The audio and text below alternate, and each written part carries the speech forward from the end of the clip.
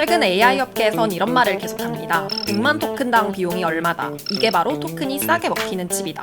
이제 반도체와 모델의 성능만으로 경쟁하던 시대는 가고 토큰을 얼마나 싸게 찍어내는가가 빅테크의 승부를 가르는 지점이 됐는데요. 오늘은 이 토성비, 토큰, 가성비 전쟁을 왜 시작하게 됐고 각 업체가 여기에 어떤 승부수를 던지고 있는지 살펴보겠습니다. 안녕하세요, 이사민 기자입니다. 오늘은 최근 반도체 업계를 뜨겁게 달구고 있는 토큰 효율성 경쟁에 대해 살펴보겠습니다. 토큰이란 말 아마 최근 여기저기서 부쩍 많이 들으셨을 겁니다. 근데 토큰이 정확히 뭔지, 그게 왜 반도체랑 관련이 있는지 질문을 던지면 생각보다 답하기 어려우실 텐데요. 먼저 토큰은 AI가 글을 읽고 쓸 때 처리하는 가장 작은 단위를 말합니다.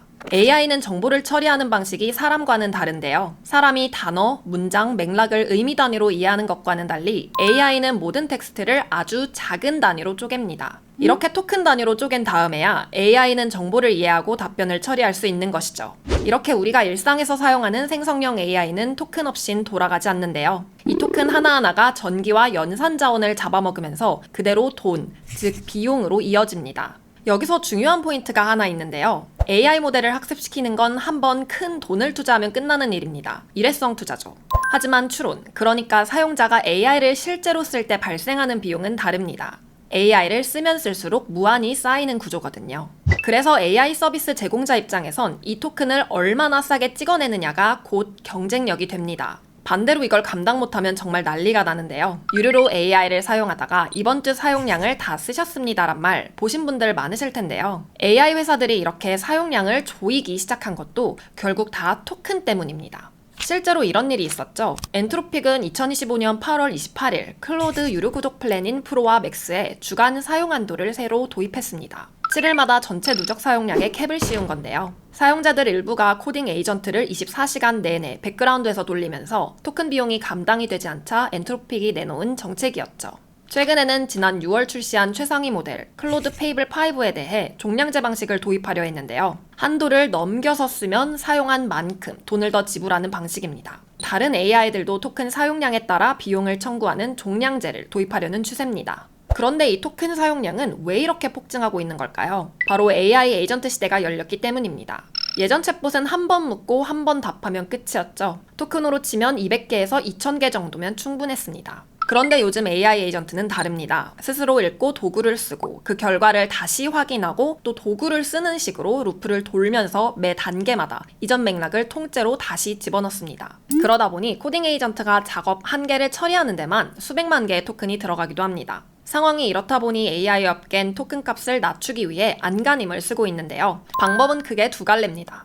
하나는 모델을 손보는 방법입니다. 중국의 딥시크, 그리고 미국 프론티어 모델 대비 저렴한 키미 K3가 대표적인데요. 모델 전체를 다 쓰는 대신 필요한 부분만을 골라 쓰는 MOE라는 구조로 효율을 높여 100만 토큰당 몇십 센트 정도의 저렴한 가격에 내놓는 가성비 모델을 채택하고 있습니다. 이외에도 큰 모델을 작게 압축하는 증류 또는 프롬프트를 재사용하는 캐싱 같은 기법들도 쓰고 있습니다. 나머지 하나는 반도체, 즉 하드웨어 쪽에서 토큰을 더 싸게 찍어내는 방법입니다. 오늘 저희가 자세히 들여다볼 건 바로 이 하드웨어 쪽 승부수입니다. 초기 하드웨어 경쟁의 공식은 단순했습니다. 더 많은 비용을 들여 더 많은 GPU를 확보하는 기업이 앞서는 구조였죠. 하지만 추론의 시대, 즉 AI 에이전트의 시대가 오면서 공식이 바뀌었습니다. 끝없이 토큰이 쌓이는 구조 때문에 같은 비용과 전력으로 얼마나 많은 토큰을 짜낼 수 있는가가 반도체 업계의 새 승부처가 된 거죠. 이 토성비라는 잣대 위에 올라선 각 AI 진영은 완전히 다른 방식으로 승부수를 던지고 있는데요. 구체적으로 어떻게 접근하고 있는 걸까요? 크게 두 갈래로 나뉩니다. 하나는 반도체 효율을 극대화하기 위해 반도체를 극단적으로 파고드는 쪽이고, 다른 하나는 엔비디아 의존에서 벗어나기 위한 대안을 찾는 방식입니다.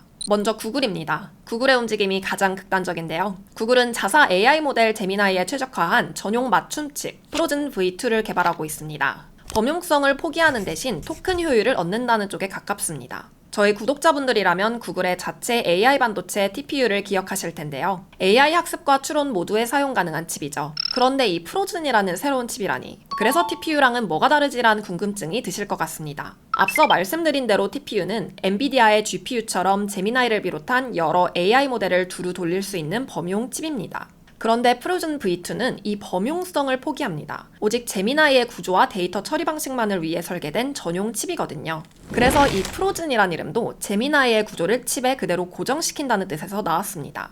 구글은 프로즌 V2의 전력 단위당 토큰 처리량이 기존 최신 TPU 대비 약 6배에서 10배까지 높아질 것으로 기대하고 있습니다. 어떤 모델이든 돌릴 수 있는 유연함 대신 단 하나의 모델에 극단적으로 맞춤화해 그만큼의 토큰 효율을 뽑아내겠다는 겁니다. TPU 같은 ASIC까지는 여러 모델을 돌리는 범용성이라도 남아있었는데 이제 그 마지막 범용성마저 내려놓는 단계에 온 셈입니다. 제미나이와 같은 구글 모델의 사용량이 늘어나고 구글의 각종 서비스에 제미나이를 결합하면서 늘어나는 토큰의 양을 감당하기 위해 내놓은 전략이라고 할 수 있죠. 구글이 범용성을 버리고 극단으로 갔다면 틀을 벗어난 칩을 만드는 곳도 있습니다. 바로 세레브라스입니다. 세레브라스는 세계에서 가장 빠른 AI 추론은 세계에서 가장 큰 칩에서 나온다란 슬로건을 내세우며 접시 사이즈의 12인치짜리 웨이퍼 한 장을 그대로 하나의 거대한 칩으로 씁니다. 엔비디아를 비롯한 기존 반도체 업체들이 우표만한 칩 여러 개를 연결하는 것과는 정반대의 설계죠. 이는 엔비디아의 B200 칩보다는 무려 58배 더 큰 것으로 알려져 있습니다. 칩과 칩을 연결하는 이 병목 구간 자체가 없다 보니 지연 시간을 최소화할 수 있는데요. 실제로 세레브라스는 이번 달 오픈AI의 최신 모델 GPT 5.6 소를 자사칩으로 제공하기 시작했는데요. 일반적인 엔비디아 H100 클러스터의 프론티어 모델 구동 속도보다 약 10배 빠른 수준인 초당 750 토큰의 처리 속도를 자랑했습니다. 세레브라스는 지난 5월엔 나스닥에 상장하고 상장 첫날 68% 급등하면서 더욱 주목받고 있습니다. 이런 시장의 기대엔 실제 대형 계약이 뒷받침되는데요. 그만큼 이런 새로운 하드웨어를 활용해 토큰을 만들어내고 있다는 얘기가 되겠죠. 두 번째는 엔비디아 생태계에서 벗어나려는 움직임입니다. AI 가속기 시장 점유율이 90%에 달하는 엔비디아는 GPU 한 대당 마진을 두둑하게 남기는 것으로 알려져 있는데요. 그래서 빅테크 입장에선 엔비디아에 얹어주던 이 웃돈만 안 내도 그만큼 토큰 값이 싸질 수 있습니다. 먼저 마이크로소프트입니다. 토큰당 비용을 낮추기 위해 AMD의 렉 헬리오스를 새로 끌어들였는데요. 헬리오스는 AMD의 GPU, CPU, 네트워킹을 하나의 렉으로 통합한 시스템입니다. 이로써 메타, 오픈AI, 오라클에 이어 마이크로소프트까지 헬리오스 대열에 합류했습니다. 마이크로소프트가 헬리오스에 주목한 배경엔 AMD의 이 전략 변화가 있습니다. 그동안 AMD는 개별 칩 판매에 주력했는데 헬리오스부터는 완제품 렉 시스템에 승부를 걸기 시작했거든요. 그 배경에는 칩 하나하나의 속도보다는 렉 전체의 최적화를 통해 토큰을 얼마나 저렴하게 뽑아내느냐에 집중한다는 거죠. 포레스트 노로드 AMD 데이터 센터 총괄은 최고의 총 소유 비용과 토큰당 최저 비용을 제공하는 데 집중하고 있다고 말했고요. 리사수 CEO도 추론과 메모리 용량 측면에서 헬리오스가 엔비디아보다 이점이 있다고 주장합니다. 마이크로소프트 입장에서 헬리오스는 결코 싼 선택이 아닙니다. 헬리오스 한 대의 가격은 500만에서 550만 달러, 한화 약 74억 원에서 81억 원 수준으로 경쟁사 엔비디아의 베라루빈보다 40% 정도 높습니다. 그럼에도 마이크로소프트를 비롯한 기업들이 이 초기 비용을 감수하는 이유는 장기적으로 AI 서비스를 돌릴 때 발생하는 토큰당 운용 비용을 낮춰줄 것으로 기대하기 때문입니다. 마이크로소프트 같은 대형 고객을 확보하면서 헬리오스는 AMD의 시장 점유율에도 큰 영향을 끼칠 것이란 분석이 나옵니다. 퓨처럼 그룹에 따르면 데이터 센터 GPU 시장의 95% 이상을 장악하는 엔비디아의 점유율을 현재 4.5%에 불과한 AMD가 20%에서 25%까지 확대할 수도 있다고 합니다. 여기에 더해 자체 칩을 개발하려는 시도는 계속해서 이어지고 있습니다. 구글의 프로즌과 같은 극단적인 방식은 아니더라도 자사 서비스에 최적화한 추론 칩을 개발하고 있는 것이죠. 앞서 살펴본 마이크로소프트 역시 자체 칩을 개발하고 있는데요. 2026년 1월 기존 대비 30%의 효율을 높인 마이아 200 칩을 내놨습니다. 이렇게 직접 칩을 만드는 회사들 중에서 제일 눈에 띄는 성과를 보여준 곳은 바로 아마존입니다. 아마존이 만든 트레이니엄3로 AI를 돌리면 토큰 100만 개를 처리하는데 0.28달러밖에 안 듭니다.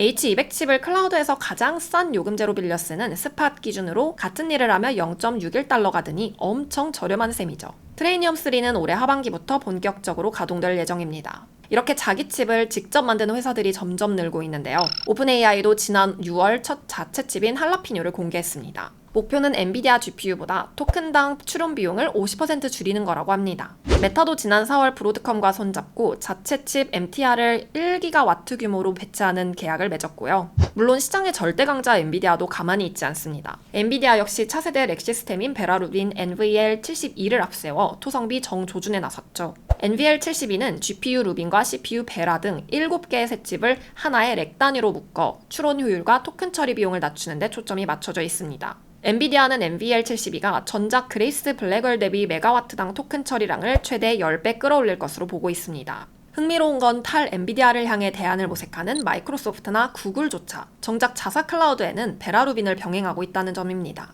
이 빅테크들의 매서운 도전 속에서도 당장은 엔비디아라는 거대한 생태계를 완전히 벗어나기 어렵다는 사실을 보여줍니다. 엔비디아는 여전히 시장에서 압도적인 점유율을 유지하고 있고요. 무엇보다 엔비디아의 진짜 무기인 쿠다 소프트웨어 생태계가 굳건히 락인 효과를 발휘하고 있기 때문입니다. 앞서 살펴본 극단적인 하드웨어를 지향한 구글이나 세레브라스 또는 탈 엔비디아를 지향한 빅테크들의 행보는 AI 반도체 경쟁의 판도가 바뀌었음을 보여줍니다. 물론 접근 방식은 조금씩 다르지만 모두 어떻게 하면 토큰당 비용을 극적으로 낮출 것인가라는 하나의 목적지를 향하고 있습니다.